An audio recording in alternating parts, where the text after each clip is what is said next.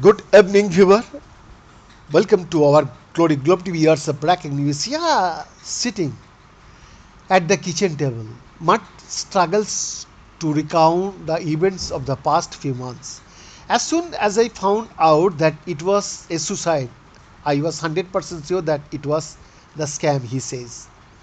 Our father was, from the day I was born until 6 months ago, always a positive, happy person. This was literally the only thing in his life that had happened. To where it changed him and it just crushed him. On a horse farm in northern Virginia, surrounded by sprawling fields and stubbles, the family gathers at their younger sister Adriana's house. Something they have doing a lot in the 3 months since their father took his own life after falling victim to a so-called pig butchering scam. The scam, mostly run out of Southeast Asia, are given the name because they involve fattening up victims before taking everything they have.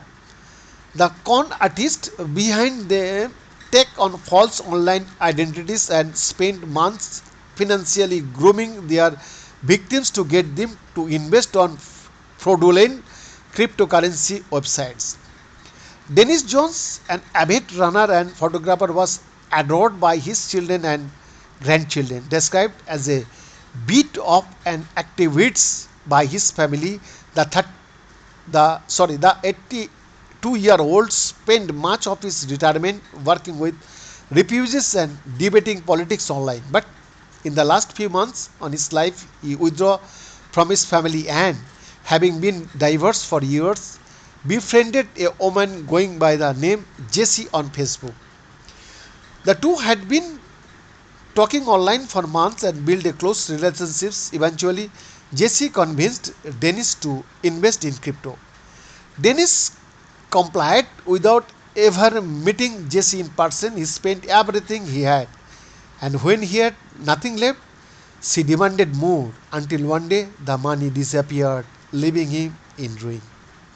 In early March, Dennis' children scheduled a meeting to help their father get back on his feet after the scam.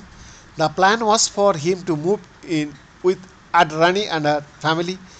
We wanted him to know that he was going to be taken care of, Matt said. But the morning of the meeting, none of them could reach Dennis. Matt drove to Dennis' apartment, but he was not home, and all calls went straight to voicemail. They figured he must be out on one of his long runs.